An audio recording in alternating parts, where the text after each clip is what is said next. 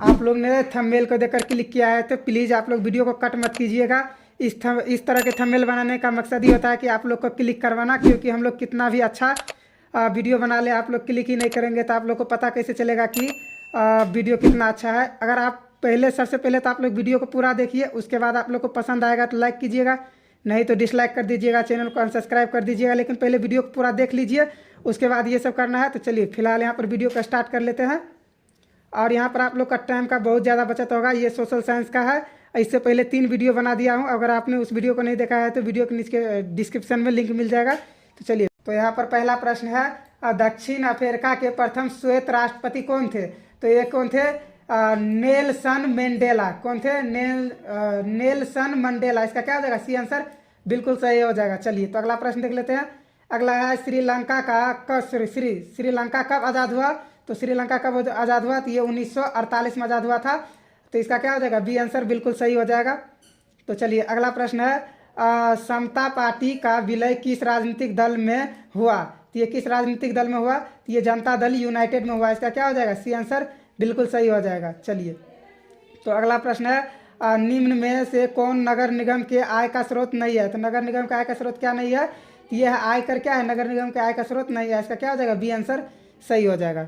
चलिए, तो अगला प्रश्न है, निम्न में कौन पंचायत की व्यवस्थापिक सभा है? तो ये कौन है? यह है ग्राम सभा। कौन है? ग्राम सभा। इसका क्या हो जाएगा? ए आंसर सही हो जाएगा। चलिए, तो अगला प्रश्न है, राज्यपाल की नियुक्ति कौन करता है? तो राज्यपाल की नियुक्ति कौन करता है? ये राष्ट्रपति करता है। इसका क्या हो जाएगा? सी आंसर सही हो जाएगा।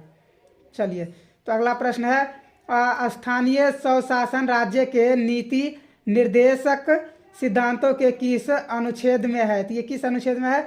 यह अनुच्छेद 40 में है। तो इसका क्या हो जाएगा? बी आंसर बिल्कुल सही हो जाएगा। चलिए, तो अगला प्रश्न है, ग्राम कचहरी में मुकदमे सुलझाए जाते हैं। तो ये कौन सुलझाए जाते हैं? ये दीवानी मामले और ये क्या हो जाएगा? फौजेदारी मामले, ये दोनों सुलझाए जाते हैं। तो इसका क्या हो जाएगा? सी आंसर सही हो जाएगा, ए और बी दोनों। चलिए, तो अगला प्रश्न है, निम्न में कौन लोकतंत्र का प्राण है? तो लोकतंत्र का प्राण सबको पता है, राजनीतिक दल को क्या माना जाता है? लोकतंत्र का प्राण माना जाता है। चलिए, तो अगला प्रश्न है, भारतीय कम्युनिस्ट पार्टी की स्थापना कब हुई? तो भारतीय कम्युनिस्ट पार्टी की स्थापना कब हुई? तो ये हुई 1925 में। इसका क्या हो जाएगा? ए आंसर सही हो जाएगा। चलिए, तो अगला प्रश्न है, किसने कहा लोकतंत्र जनता का जनता के लिए तथा जनता के द्वारा शासन है? तो ये किसने कहा? ये अब्राहम लिंकन ने कहा। इसका क्या हो जाएगा? बी आंसर सही हो जाएगा। तो चलिए, अगला प्रश्न है, यहाँ पर अगला प्रश्न है, भारत में कौन शासन प्रणाली है? तो भारत में कौन शासन प्रणाली है? तो ये है संसदीय व्यवस्था है। तो इसका डी आंसर सही हो जाएगा। चलिए, तो अगला प्रश्न है, भारत में वोट देने के लिए न्यूनतम आयु है? तो इसका आंसर आप लोग को कमेंट करना है। चलिए, तो अगला प्रश्न देख लेते हैं। अगला है, लोकतंत्र की सफलता की चुनौती है? तो लोकतंत्र की सफलता की चुनौती क्या है? यह है क्या? इसका हो जाएगा डी आंसर, इनमें सभी हो जाएगा, शिक्षा, जातिवाद, इसी तरीके से ये सभी हो जाएगा, इनका डी आंसर सही हो जाएगा। तो अगला प्रश्न है, भारत में राष्ट्रीय आपातकाल की घोषणा कब हुई थी? तो भारत में राष्ट्रीय आपातकाल की घोषणा कब हुई? ये 1975 में हुआ। इसका क्या हो जाएगा? ए आंसर सही हो जाएगा। जिसको बोले हैं कमेंट करने के लिए, आप लोग प्लीज़ कमेंट कीजिएगा क्या उसका आंसर सही होगा। चलिए, तो अगला प्रश्न है, सुनामी प्रभावित क्षेत्र में मकानों का निर्माण कहाँ करना चाहिए? तो सबको पता होगा कहाँ? सागर तट से दूर, क्योंकि सागर में ही क्या आता है? सुनामी आता है। तो इसका क्या हो जाएगा? बी आंसर सही हो जाएगा। अगला है, सुखाड़ का कारण है? तो सुखाड़ का कारण क्या है? ये हो जाएगा, सुखाड़ का कारण हो जाएगा जल का अभाव। जल का अभाव से ही तो सुखाड़ होता है। इसका ए आंसर सही हो जाएगा। चलिए, तो अगला प्रश्न है, संचार का सबसे लोकप्रिय साधन है? तो संचार का सबसे लोकप्रिय साधन क्या है? यह है सार्वजनिक टेलीफोन। इसका क्या हो जाएगा? ए आंसर सही हो जाएगा। प्लीज़ आप लोग वीडियो को स्किप करके मत देखिए, आप लोग का टाइम का इस वीडियो में बहुत ज़्यादा बचत होगा। इस तरीके से यूट्यूब पर जल्दी कोई नहीं बताता है। चलिए, तो फिलहाल अगला क्वेश्चन देख लेते हैं। अगला है, बाढ़ का प्रमुख कारण क्या है? तो बाढ़ का प्रमुख कारण है क्या है? ये जल का अधिकता भी है और नदी तालाब मामलों का क्या है? यह निपेक्षण भी है और क्या है? वर्षा की अधिकता। इसका क्या हो जाएगा? डी आंसर बिल्कुल सही हो जाएगा, इनमें से सभी। चलिए, फिलहाल अगला प्रश्न है, भूकंप संभावित क्षेत्रों में भवनों की आकृति कैसी होनी चाहिए? तो ये कैसी होनी चाहिए? ये होना चाहिए आयताकार। क्या होना चाहिए? आयताकार। इसका क्या हो जाएगा? डी आंसर सही हो जाएगा। चलिए, तो अगला प्रश्न है, भारत में सबसे बड़ा लौह अयस्क उत्पाद राज्य है? तो ये कौन है? यह है ओडिशा। इसका क्या हो जाएगा? बी आंसर सही हो जाएगा। चलिए, तो अगला प्रश्न है, सीमेंट उद्योग का कच्चा माल है, ये सबको पता है। चुना पत्थर क्या है? सीमेंट उद्योग का कच्चा माल है। चलिए, तो अगला प्रश्न है, भारत में कितने सार्वजनिक क्षेत्र के तेल परिष्करण केंद्र कार्य कर रहे हैं? तो ये कितने कर रहे हैं? ये 18 कर रहे हैं। इसका क्या हो जाएगा? सी आंसर सही हो जाएगा। चलिए, तो अगला प्रश्न, आप लोग प्लीज़ इतना तक आए तो आप लोग को पता चल गया है कि वीडियो ख़राब है या अच्छा है, तो आप लाइक कर लीजिएगा। लाइक कर रहे हैं तो साथ में चैनल को सब्सक्राइब भी कर लीजिएगा। चलिए, फिलहाल तो यहाँ पर हीराकुद परियोजना किस नदी पर है? तो ये किस नदी पर है? ये महानदी पर है। इसका क्या हो जाएगा? ए आंसर सही हो जाएगा। तो चलिए, अगला प्रश्न है, निम्न में कौन जीवाश्म ईंधन है? तो जीवाश्म ईंधन कौन है? क्या हो जाएगा? कोयला भी जीवाश्म ईंधन है, पेट्रोलियम भी, प्राकृतिक गैस भी। तो इसका क्या हो जाएगा? डी आंसर सही हो जाएगा, इनमें से सभी। तो चलिए, अगला प्रश्न है, भारत का प्रथम परमाणु विद्युत गृह कहाँ है? तो ये कहाँ पर है? यह है तारापुर में। इसका क्या हो जाएगा? डी आंसर सही हो जाएगा, तारापुर। चलिए, तो अगला प्रश्न है, मणिकरण भूतापीय ऊर्जा संयंत्र किस राज्य में है? तो ये किस राज्य में है? यह है हिमाचल प्रदेश में। इसका क्या हो जाएगा? सी आंसर सही हो जाएगा। तो चलिए, अगला प्रश्न है, सिंदरी क्या है? सिंदरी किस उद्योग के लिए जाना जाता है? ये किस उद्योग के लिए जाना जाता है? ये जाना जाता है सीमेंट उद्योग के लिए। क्या? सीमेंट उद्योग के लिए। इसका ए आंसर सही हो जाएगा। चलिए, तो अगला प्रश्न है, एशिया में सबसे पुराने रेलवे वर्कशॉप कौन है? तो ये कौन है? यह है जमालपुर रेलवे वर्कशॉप। अगर आप लोग को वीडियो पसंद आ रहा है तो आप लोग अपने दोस्तों के साथ भी शेयर कीजिए ताकि उनको भी फायदा मिल सके। चलिए, फिलहाल अगला क्वेश्चन देख लेते हैं।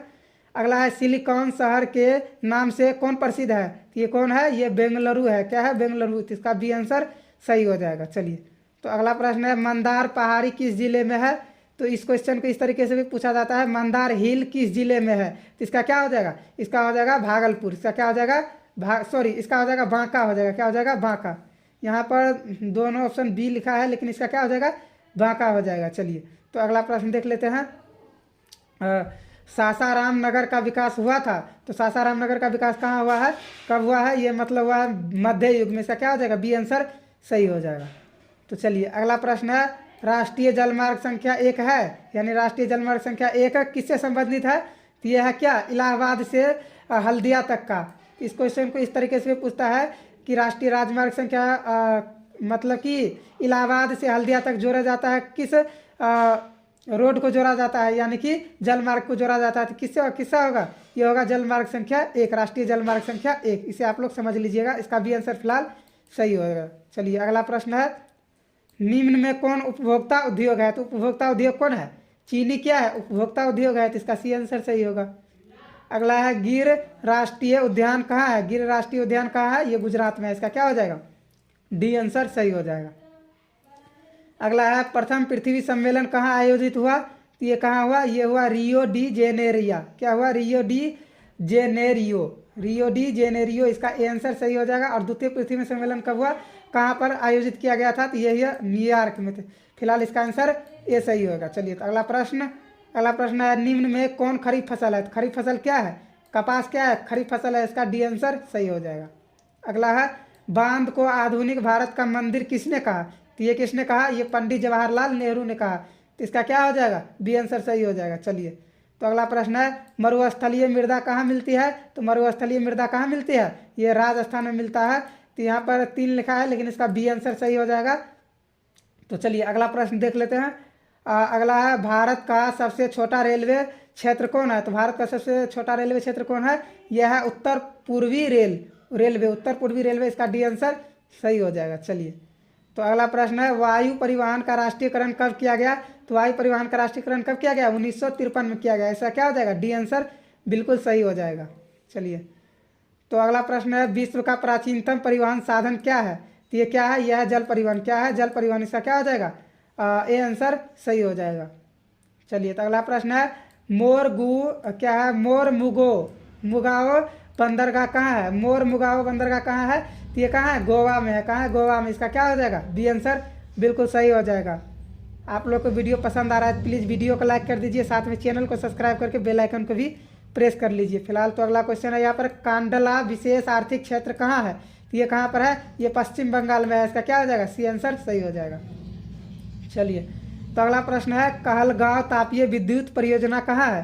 तो ये कहाँ पर है? ये भागलपुर में है। इसका क्या हो जाएगा? ये आंसर बिल्कुल सही हो जाएगा। चलिए, तो अगला प्रश्न है, जलेवरीन क्या है? जलेवरीन संबंधित था। तो ये किससे संबंधित था? ये व्यापारियों से संबंधित था। ऐसा क्या हो जाएगा? डी आंसर सही हो जाएगा। चलिए, तो अगला प्रश्न है, जर्मनी राइन राज्य का निर्माण किसने किया था? तो ये किसने किया था आप लोग को पता होगा, नेपोलियन बोनापार्ट ने। इसका क्या हो जाएगा? बी आंसर सही हो जाएगा। चलिए अगला प्रश्न है, वियना सम्मेलन हुआ था, तो वियना सम्मेलन कब हुआ? ये 1815 ईस्वी में हुआ था। तो इसका क्या हो जाएगा? ए आंसर सही हो जाएगा।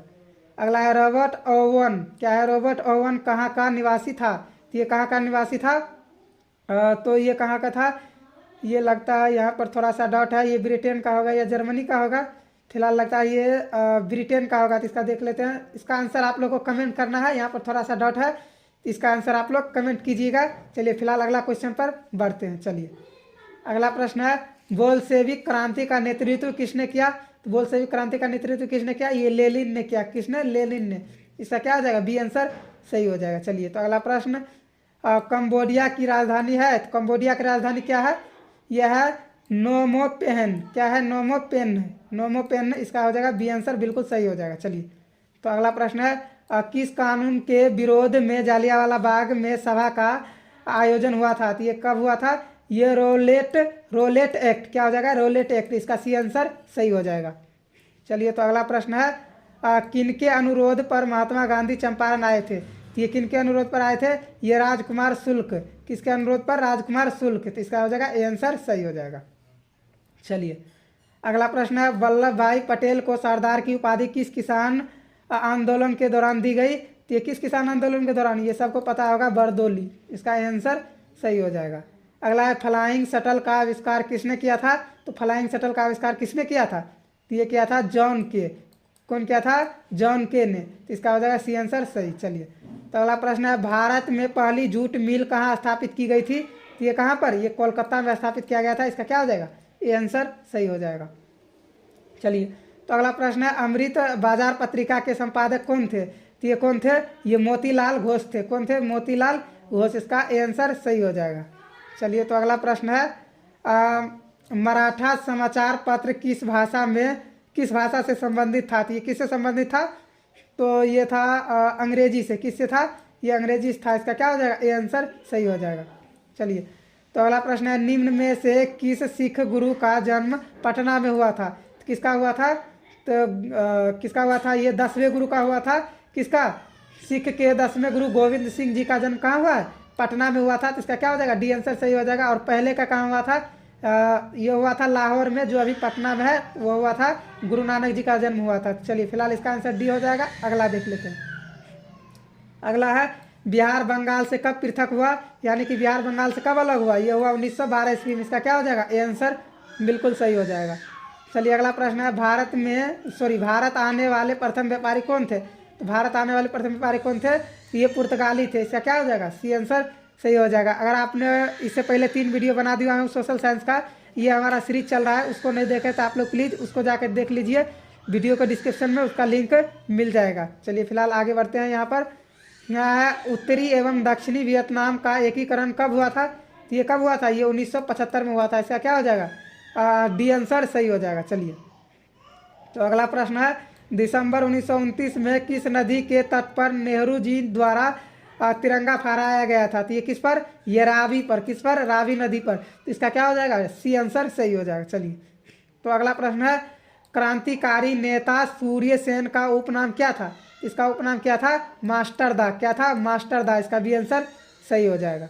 तो चलिए अगला प्रश्न है, इटली के एकीकरण में निम्न में किसका योगदान था? तो किसका योगदान था?